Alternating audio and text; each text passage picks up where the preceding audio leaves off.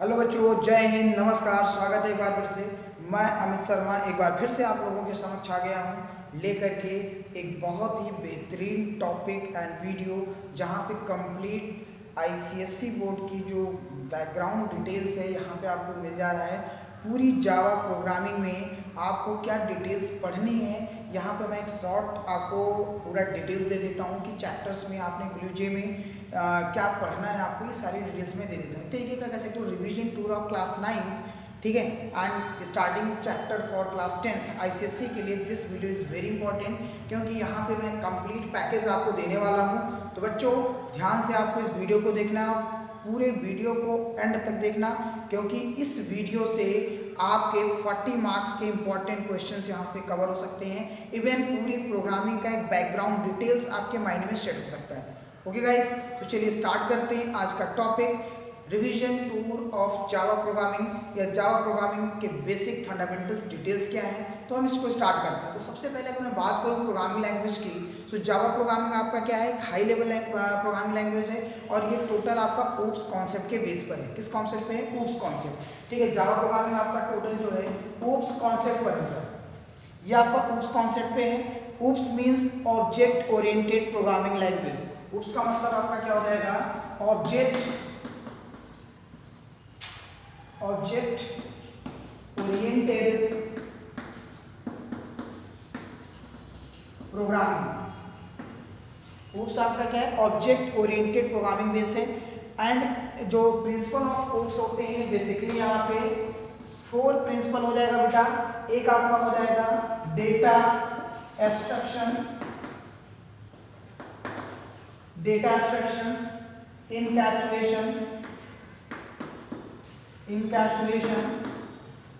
encapsulation, and third one polymorphism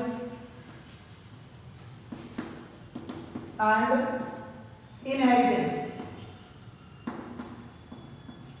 inheritance.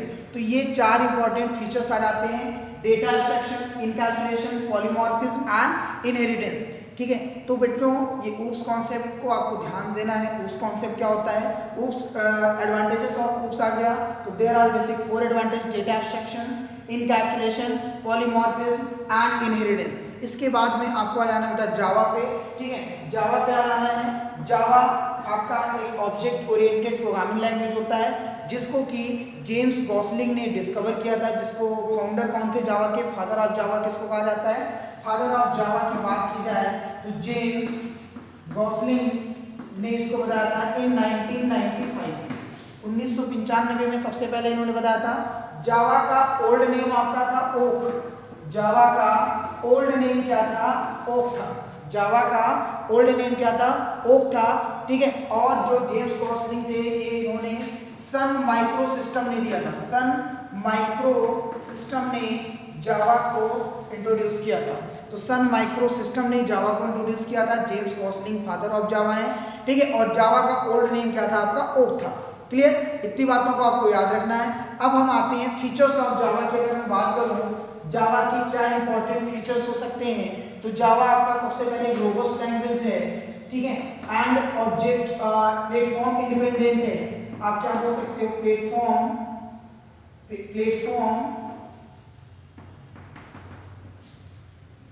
Independent होगा, platform independent है। And easy to use ओरा concept. ओरा, write once run anywhere, so there are various secure है, एक तरीके का आपका ये सिक्योर प्रोग्रामिंग लैंग्वेज है, ठीक है। रिलायबल है, तो इजी प्रोग्रामिंग लैंग्वेज है, ठीक है। इजी टू यूज है, ठीक है। सिक्योर है, और ढेर सारी चीजें मैं यहाँ पे कर सकता हूँ। तो जावा के बारे में आपको ये सारी डिटेल्स यहाँ पे देखनी है बेटा, ठीक है। जावा आपकी OOPS concept programming based language है। प्रिंसिपल ऑफ ओप्स बेसिक 4 होंगे, ठीक है। Data abstraction, encapsulation, polymorphism and inheritance, ठीक है। Object oriented programming language. Java के जो फादर थे जेम्स गॉसलिंग थे, ठीक है। ओल्ड नेम जावा था ओक, 1995 में डिस्कवर किया था। और कौन सी कंपनी थी? सन माइक्रो सिस्टम कंपनी थी। ओके, इतनी बातों को ध्यान रखना है। चलिए आगे आते हैं कि जावा को स्टार्टिंग करनी, प्रोग्रामिंग स्टार्ट करना है, तो सबसे पहले इसमें कुछ और टर्म्स आते हैं। ओके, सबसे पहला टर्म्स आपका आता है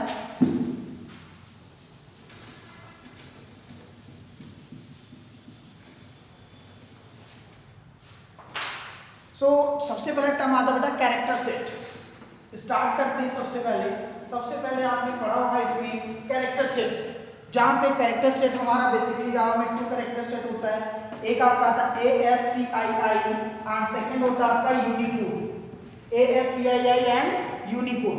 ASCII का मतलब हो जाएगा बेटा American standard code for information interchange.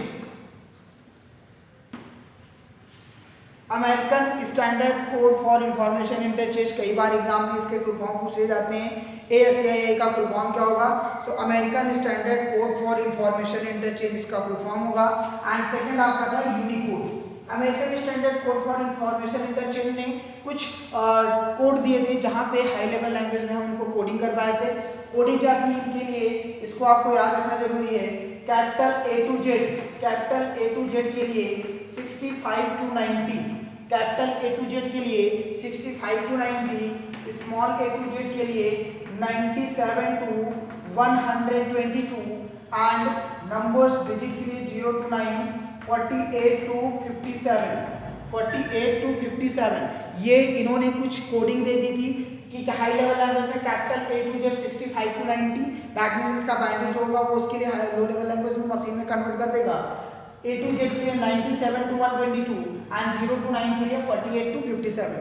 जो स्टार्टिंग में ASCII था इसकी जो टोटल साइज थी 2 to power 7, बाद में इसको चेंज करके 2 to power 8, that means total ये 256 बिट डेटा ऑक्युपाई कर पाएगा।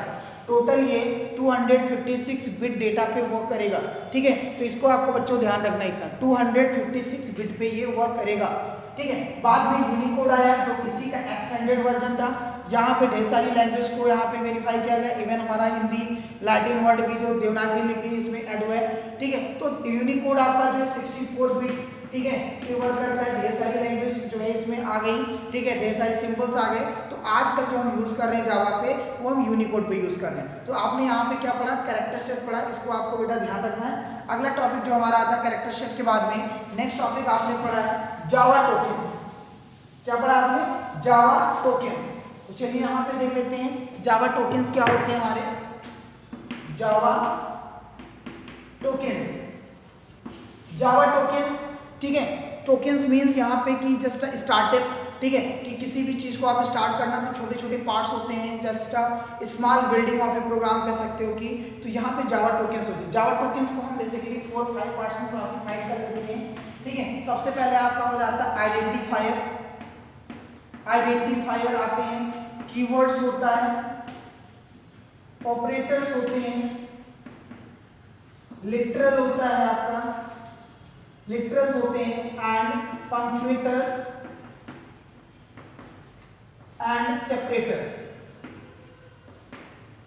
तो ये बेसिकली आपके क्या होते हैं? जावा टोकन्स होते हैं। Identifier, keyword, operators, literals, punctuators and separators. इन्हीं जावा टोकन्स का यूज करके हम प्रोग्रामिंग की कोडिंग को करते हैं। तो यहाँ पे देख लेते हैं आइडेंटिफायर क्या होता है। आइडेंटिफायर आपका जो भी वेरिएबल आप लिखते हो, जो भी मेथड नेम लिखते हो एक तरीके से, तो वो सारे के सारे आपके क्या होते हैं? आइडेंटिफायर होते हैं। आइडेंटिफायर में आपका अल्फाबेट A to Z आ सकता है, नंबर्स का यूज किया जा सकता है। ठीक है, बट यहाँ पे 1-2-3 चीजों को ध्यान रखना बेटा। आइडेंटिफायर जब आप लिख रहे होते हो तो यहाँ पे जब वेरिएबल डिक्लेयर कर रहे होते हो तो यहाँ पे कोई अदर सिंबल यूज नहीं होता है accept underscore and dollar.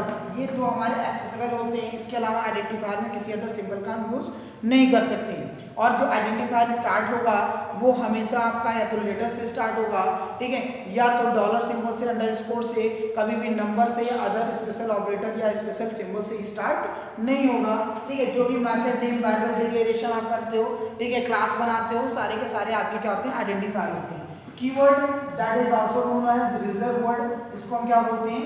Reserve word भी कहते हैं। जो कीवर्ड हमारा होता है ये कंपाइलर के लिए पहले से ही डिफाइन होता है, प्री डिफाइंड होता है। ठीक है, और जैसे कुछ आप वर्ड यूज करते हो, वाइड हो गया, इंट हो गया, फ्लोट हो गया, डबल हो गया, ठीक है, पब्लिक हो गया, इंपोर्ट हो गया, तो ये सारे आपके क्या होते हैं? कीवर्ड होते हैं जो पहले से ही जावा प्रोग्रामिंग में कंपाइलर के लिए पहले से प्री डिफाइंड होते हैं। हमें जब प्रोग्रामिंग कर रहे होते हैं, कोडिंग कर रहे होते हैं, तो हमें इनको डिफाइन करने की नीड नहीं होती है। क्लियर है? तो ऐसे वर्ड्स जो पहले से ही डिफाइन है, ठीक है, that is called a keyword. हम उन्हीं को क्या बोलते हैं? कीवर्ड। ठीक है, तो ये बात को आपको ध्यान देना है। ऑपरेटर्स की बात मैं बाद में करता हूँ। लिटरल्स मीन्स जो कांस्टेंट वैल्यू होते हैं, that is called a literals. जो कांस्टेंट वैल्यू होते हैं उन्हीं को हम क्या बोलते हैं? लिटरल्स बोलते हैं। और लिटरल्स हमारा डिफरेंट टाइप्स का हो सकता है। आपका रियल लिटरल होता है, फ्लोटिंग लिटरल हो सकता है, रियल फ्लोटिंग, इंटीजर लिटरल हो सकता है आपका, character literal, string literal, boolean literal, null literal. तो डिफरेंट टाइप्स के लिटरल्स हम यहाँ पे यूज कर सकते हैं। ठीक है, रियल लिटरल्स में इंटीजर फ्लोटिंग दोनों आ जाएगा। ठीक है, और इंटीजर लिटरल्स जहाँ पे केवल इंटीजर वैल्यू एक्सेप्ट किए जाएंगे, फ्लोटिंग लिटरल्स जहाँ पे डेसिमल वैल्यू एक्सेप्ट किए जाएंगे, कैरेक्टर लिटरल्स जहाँ पे सिंगल कैरेक्टर को एक्सेप्ट कराया जाएगा, स्ट्रिंग लिटरल्स जहाँ पे इन्वर्टेड कॉमा में, ठीक है, words, sentences, group of words, ठीक है, किसी भी अदर सिंबल को हम एक्सेप्ट करा सकते हैं स्ट्रिंग लिटरल्स में। बूलियन लिटरल्स जहाँ पे ट्रू एंड फॉल्स एग्जीक्यूट होगा।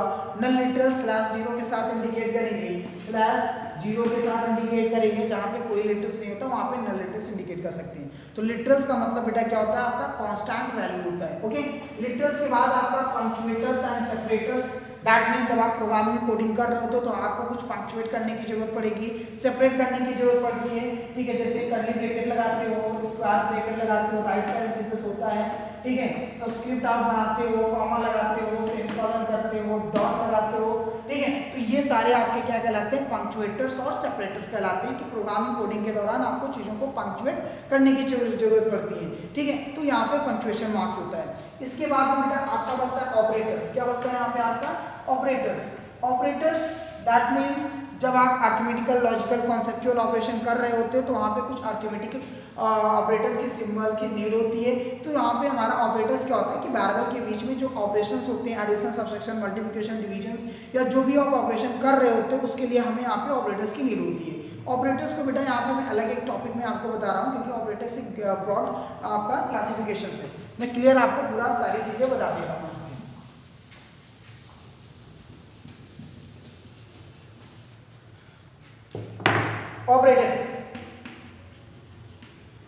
ऑपरेटर्स को बेटा यहाँ पे हम 3 पार्ट्स में क्लासिफाइड कर लेते हैं। एक आपका होता है unary operators, binary operator and ternary operator. Unary operator, binary operator and ternary operator, 3 types के ऑपरेटर होंगे। यूनिरी ऑपरेटर में बेटा आपका सिंगल ऑपरेंड यूज होगा, सीधा सा आप याद रख सकते हो।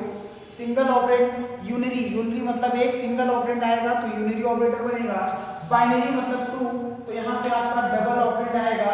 अगर 2 ऑपरेंड आएगा तो आपका जो बनेगा वो क्या बनेगा? बाइनरी ऑपरेटर बनेगा। टर्नरी ऑपरेटर में बेटा यहाँ पे आपका 3 ऑपरेंड्स आएंगे, 3 ऑपरेंड्स होगा तो आपका टर्नरी ऑपरेटर बनेगा। Single operator unary operator, single operand unary operator, 2 operand binary operator and 3 operand ternary operator. That means operands means single terms. ठीक है, अगर यूनिरी ऑपरेटर में बात किया जाए तो बेसिकली आपका एक इंक्रीमेंट ऑपरेटर आ जाता है, increment as well as decrement operator, assignment operator भी आप बोल सकते हो यहाँ पे। असाइनमेंट ऑपरेटर जब आप इक्वल से इंडिकेट करते हो तो आपका ये क्या होता है? असाइनमेंट ऑपरेटर होता है। इंक्रीमेंट डिक्रीमेंट ऑपरेटर बेटा 2 हो सकता है, एक आपका यहाँ पे होता है प्रीफिक्स, एक होता है आपका postfix. Prefix and postfix 2 type के इंक्रीमेंट डिक्रीमेंट हो सकते हैं। प्रीफिक्स का मतलब जैसे प्लस प्लस आप आई का लेते हो, ठीक है, प्लस प्लस आप ए का लेते हो, दैट मींस पहले एक्शन देन वेरिएबल एग्जीक्यूट होगा। पहले आपका इंक्रीज होगा या डिक्रीज हो जाएगा, देन वेरिएबल एग्जीक्यूट होगा, तो इसे बोलते हैं प्रीफिक्स। पोस्टफिक्स में जब आप आई प्लस प्लस आई माइनस माइनस यूज कर लेते हो तो हम इसे क्या बोलते हैं? पोस्टफिक्स ऑपरेटर बोलते हैं, इंक्रीमेंट या डिक्रीमेंट ऑपरेटर बोलते हैं। तो ये आपका हो गया यूनिरी ऑपरेटर। जहाँ पे सिंगल वेरिएबल यूज होता है असाइनमेंट ऑपरेटर। जैसे कोई भी प्रोग्राम कर रहे हो तो उसको आप असाइन करने की जरूरत पड़ती है, x = 10, y = 20, कोई वैल्यू असाइन करते हो, और असाइन करते हुए चीज ध्यान देना कि राइट साइड की वैल्यू हमेशा लेफ्ट साइड में असाइन होती है, राइट साइड की वैल्यू लेफ्ट साइड में स्टोर होती है, कभी भी लेफ्ट साइड की वैल्यू राइट साइड में स्टोर नहीं होगी। दैट मीन्स अगर x = 10 आपने लिखा, अगर आपने x = 10 लिखा, दैट मीन्स जो 10 है वो कहाँ पे स्टोर है आपका x में, कभी ऐसा नहीं होगा कि x जाके 10 में स्टोर होगा, ठीक है। तो यहाँ जावा प्रोग्रामिंग में आप ध्यान रखना बेटा कि जो 10 होगा राइट साइड की वैल्यू हमेशा लेफ्ट साइड में आके स्टोर होती है। तो जब सिंगल ऑपरेटर लगा होगा, सिंगल इक्वल लगा होगा, तो हम इसे क्या बोलते हैं, असाइनमेंट ऑपरेटर कहते हैं, ओके, सिंगल इक्वल के साथ में। अब आ जाते हैं बाइनरी ऑपरेटर, जहाँ पे 2 ऑपरेंड आएगा।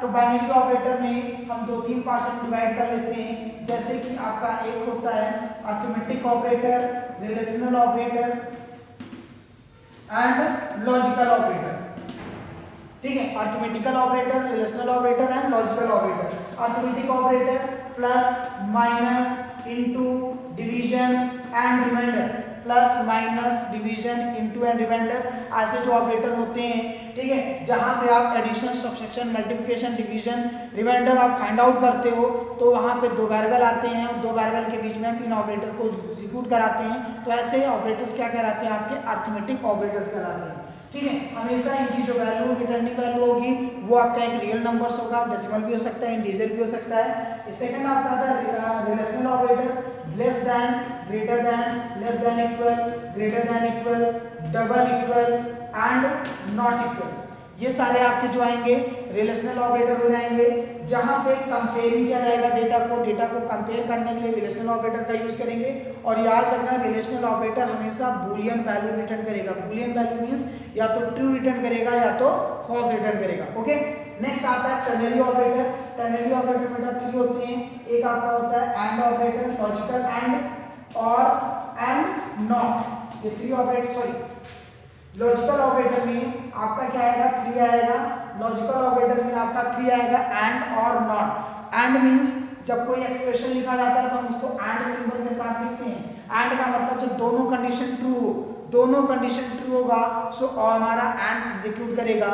और ऑल, यहाँ पे बेटा याद रख सकते हो ऑल ट्रू, ऑल ट्रू, अगर सारे एक्सप्रेशन ट्रू होंगे एंड लगाए तभी कंडीशन एग्जीक्यूट करेगा, ठीक है। और ट्रू कॉलर लाइन के तरीके से आप इंडिकेट करते हो।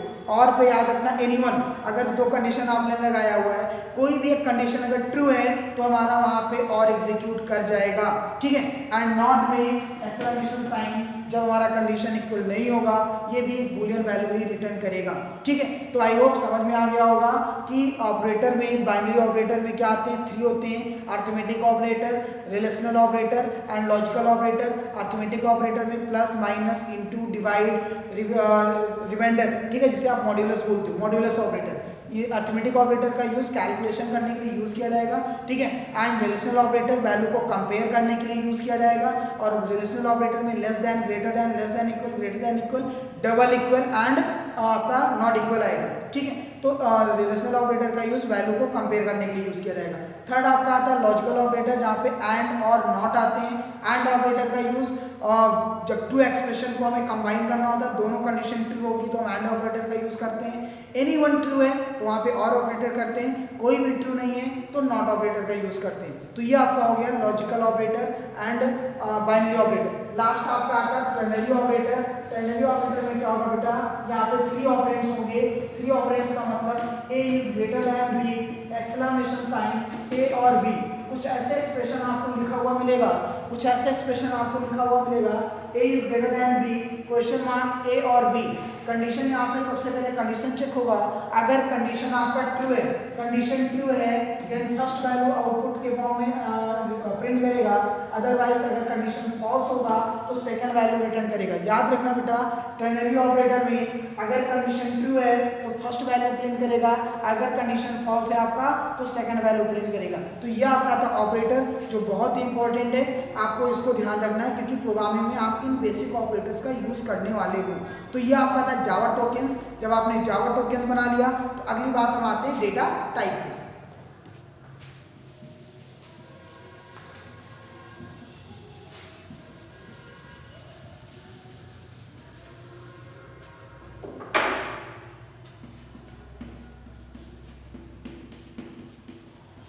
डेटा टाइप जब प्रोग्रामिंग आप कर रहे होते हो तो सबसे पहले जो आप डिक्लेरेशन ऑफ वेरिएबल करते हो तो वहां पे आपको बताना पड़ता है बेटा कि आप प्रोग्रामिंग करने चल रहे हो तो किस टाइप की डेटा की नीड होगी। So identifying the type of data, ठीक है, आपको जानना बहुत जरूरी है कि प्रोग्रामिंग करने से पहले आपको इंटीजर डेटा चाहिए, फ्लोटिंग चाहिए, नंबर्स चाहिए, स्ट्रिंग चाहिए, क्या चाहिए, तो इसलिए हमें यहाँ पे डेटा टाइप को समझना बहुत इंपॉर्टेंट है। सो डेटा टाइप में 2 पार्ट्स में क्लासिफाई कर लेते हैं बेटा।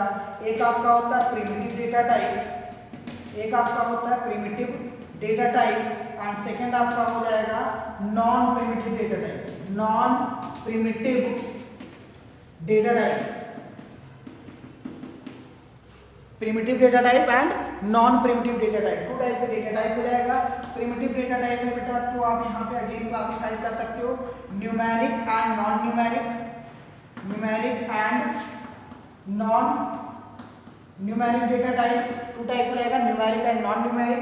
न्यूमेरिक डेटा टाइप आप जब बना रहे होते हो तो यहाँ पे आप जो है numeric and non numeric, non numeric में एक सिंगल आपका आ जाएगा जिसे आप क्या बोलते हो बूलियन, क्या आ जाएगा आपका बूलियन। बूलियन आपका जो डेटा टाइप है वो नॉन न्यूमेरिक में आ जाएगा। और यहाँ पे न्यूमेरिक की अगर आप बात कर रहे हैं तो इसमें डिफरेंट आ जाते हैं। सपोज आपका आ गया इंटीजर, आ गया इंटीजर, फ्लोटिंग एंड कैरेक्टर,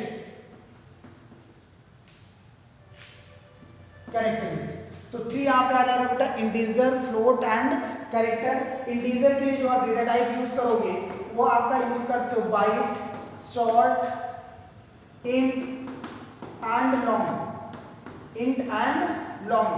तो इंटीजर वैल्यू के लिए जो डेटा टाइप आप असाइन करते हो बेसिकली 4 यूज करते हो, byte, short, int and long, ठीक है। बाइट की साइज आपका 1 बाइट होता है, इसको भी याद रखना बहुत जरूरी है। 1 बाइट, 2 बाइट होता है, 4 बाइट होता है और इसके बाद आपका लॉन्ग आपका 8 बाइट। 8 बाइट, बाइट क्या है, मेमोरी स्टोरेज कैपेसिटी को मेजर करता है। एक चीज ध्यान देना बेटा, स्मॉलेस्ट यूनिट जो कंप्यूटर में जो किसी भी डेटा को मेजर किया जाता है वो स्मॉलेस्ट यूनिट आपका होता है बिट। स्मॉलेस्ट यूनिट क्या होता है, bit, binary digit. And 8 bit is equal to आपका क्या बनता है 1 byte. 8 bit is equal to 1 byte and 1024 byte is equal to 1 KB is equal to 1 kilobyte। 1 kilobyte जिसे शॉर्ट फॉर्म में आप क्या बोलते हो, KB बोलते हो। एंड 1024 KB आपका बनेगा बेटा 1 मेगाबाइट, 1 MB एंड 1024 MB आपका जो बनेगा 1 गीगाबाइट बनेगा, GB एंड 1024 GB आपका जो होगा वो 1 टेराबाइट बनेगा, टेराबाइट TB। तो ये बेटा ऐसे आपका योक्टाबाइट आगे भी आता है। तो याद रखना मेमोरी रिप्रेजेंटेशन में स्मॉलेस्ट यूनिट आपका बिट होता है और बिट से भी छोटा अगर हम कहें तो एक और होता है निबल, NIBBLE एंड 1 बिट में 2 निबल्स होता है। That means 1 nibble is equal to 4 bit, 1 nibbles is equal to 4 bit. तो यहाँ पे इसको ध्यान देना जरूरी है। 8 bit is equal to 1 byte, 1024 byte is equal to 1 kilobyte, 1024 kilobyte is equal to 1 megabyte, 1024 megabyte is equal to 1 gigabyte, 1024 gigabyte is equal to 1 terabyte. ठीक है, तो ये आपका प्रेजेंटेशन होता है। तो मैं बात कर रहा था यहाँ पे इंटीजर डेटा टाइप के लिए आप क्या क्या यूज करोगे, byte, short, int and long. Byte की साइज आपका 1 बाइट होगा, शॉर्ट 2 बाइट स्पेस ऑक्युपाई करेगा, इंट आपका 4 बाइट स्पेस ऑक्युपाई करेगा एंड जो लॉन्ग है आपका वो 8 बाइट स्पेस ऑक्युपाई करेगा। ओके, नेक्स्ट अगर हम बात करते हैं फ्लोट की बेटा, तो फ्लोट में आपका केवल 2 डेटा टाइप आएगा, या तो आप फ्लोट यूज करोगे, ठीक है, या तो आप फ्लोट यूज करोगे, अदरवाइज आप डबल यूज करोगे। फ्लोट की साइज 4 बाइट होगा और डबल की साइज आपका 8 बाइट होता है। ठीक है, 4 byte and 8 byte. Character literal के लिए आप क्या यूज कर सकते हो, कैरेक्टर लिटरल के लिए आप क्या यूज करोगे, यहाँ पे कैरेक्टर के लिए हम कैर यूज करेंगे। ठीक है, और आपका होता है बूलियन। तो इंपॉर्टेंट आपके टोटल जो है 8 आपके इंपॉर्टेंट डेटा टाइप्स होते हैं। 4 आपका यहाँ पर गया byte, short, int, long, 2 float and double 6, 1 आपका कैरेक्टर हो गया 7 एंड नॉन न्यूमेरिक में 1 आपका हो गया बूलियन। बूलियन का जो रिजल्ट आएगा हमेशा या तो ट्रू होगा या तो फॉल्स होगा। यहाँ पे 2 ही वैल्यू एक्सेप्ट होगी, या तो ट्रू होगा या तो फॉल्स होगा बेटा। इसके बाद जो बेटा बात करते हैं नॉन प्रिमिटिव डेटा टाइप में, तो नॉन प्रिमिटिव डेटा टाइप में आपका क्लास हो सकता है, ऑब्जेक्ट हो सकता है, एरे हो सकता है, इंटरफेस हो सकता है। तो ये सारी जो ऑब्जेक्ट होती हैं जिसे आप रेफरेंस डेटा टाइप भी बोलते हो, जो हम आगे आपको जब डेटा स्ट्रक्चर पढ़ाएंगे, आर स्ट्रक्चर पढ़ाएंगे, तो वहां पे मैं बताऊंगा कि आपका जो रेफरेंस डेटा टाइप या नॉन प्रिमिटिव डेटा टाइप का यूज कैसे करेंगे। फिलहाल अभी आपको जो स्टार्टिंग प्रोग्रामिंग करनी है वो प्रिमिटिव डेटा टाइप को आप यूज करोगे। ठीक है, आई होप क्लियर हो गया होगा कि डेटा टाइप क्या होता है। डेटा टाइप 2 होगा primitive and non primitive. Primitive data type जिसको आप यूज करते हो, टोटल 8 इंपॉर्टेंट डेटा टाइप्स होते हैं, जहां पे integer, float, character, literals and आपका नॉन न्यूमेरिक में बूलियन आता है। तो बेटा इतनी चीजों को आप ध्यान देना। आपने क्या क्या पढ़ लिया, एक बार क्विक रिवीजन कर लेते हैं। सबसे पहले आपने कहा जावा प्रोग्रामिंग के लिए ऊप्स कॉन्सेप्ट आता है। ऊप्स कॉन्सेप्ट आपने देखा, प्रिंसिपल ऑफ ऊप्स देखा, एब्स्ट्रैक्शन, पॉलीमॉर्फिज्म, इनहेरिटेंस एंड आपने क्या देखा यहाँ पे जो है एब्स्ट्रैक्शन, पॉलीमॉर्फिज्म, इनकैप्सुलेशन। ठीक है, ये सारे आपके क्या होते हैं, प्रिंसिपल ऑफ ऊप्स होते हैं। जावा आपका जेम्स गॉसलिंग ने डिस्कवर किया था, ओल्ड नेम ओक था। ठीक है, सन माइक्रोसिस्टम ने बनाया था। इसके बाद में आपने features of Java, robust language होता है, इजी टू यूज होता है, प्लेटफॉर्म इंडिपेंडेंट होता है, ओरा कॉन्सेप्ट पे वर्क करता है, सिक्योर प्रोग्रामिंग लैंग्वेज होती है। तो ये सारे फीचर्स ऑफ जावा हो गए। इसके बाद आपने कैरेक्टर सेट पढ़ा, Unicode and ASCII code. ASCII का full form American standard code for information interchange. याद रखना, कैपिटल A to Z के लिए 65 to 90, small a to Z के लिए 97 to 122, 0 to 9 के लिए 48 to 57। याद रखना है, यहाँ से जरूर क्वेश्चन आपको पेपर में पूछे जाने वाले हैं। ठीक है, यूनिकोड आपका बाद में चेंज हो गया, हाई लेवल लैंग्वेज पे आके ढेर सारे लैंग्वेजेस को जोड़ करके एक ढेर सारा मेमोरी स्पेस ऑक्यूपाई करके यूनिकोड में कन्वर्ट कर दिया गया। बात की आपने जावा टोकन्स की, जो छोटे छोटे स्टार्टअप प्रोग्राम को मिला करके, छोटे छोटे टोकन्स को, छोटे छोटे स्टेटमेंट को, ब्लॉक को मिला करके एक बड़े प्रोग्राम की न्यू बनाते हैं। तो आपका जावा टोकन्स 5 होते हैं आपका, identifier, keyword, literals, operators, punctuators, separators आपके जो होते हैं वो जावा टोकन्स आ जाते हैं, जो मैंने आपको डिटेल में यहाँ पे डिस्कस किया। इसके बाद आपका आ गया बेटा data type primitive, non primitive, जो अभी हमने यहाँ पे कवर किया। आई होप ये बेसिक वीडियो आपने समझ लिया होगा। अगले वीडियोस में हम आएंगे जहां पे आपको कुछ इंपॉर्टेंट मैथमेटिक लाइब्रेरी मेथड के बारे में मैं आपको बताऊंगा। ठीक है, और ऐसे टॉपिक्स बताऊंगा। एक वीडियो में आपके लिए लेकर आऊंगा जहां पे मैं सारे सिंटैक्स, जो प्रोग्रामिंग के सिंटैक्स हैं, सारे मैं वहां पे कवर कराऊंगा। आई होप आप ऐसे चैनल पे बने रहो, वीडियो को देखते रहो और लाइक करते रहो, सब्सक्राइब करते रहो बेटा, जो लोग चैनल पे नए हैं, और अपने दोस्तों में शेयर करते रहो। ठीक है, और हाँ, अगर वीडियो आपके लिए अच्छा लग रहा है तो प्लीज आप हमें कमेंट करके जरूर बताओ। ठीक है, और अगर ठीक है अच्छा लग रहा है तो कमेंट करके जरूर बताओ। Okay, bye bye, take care.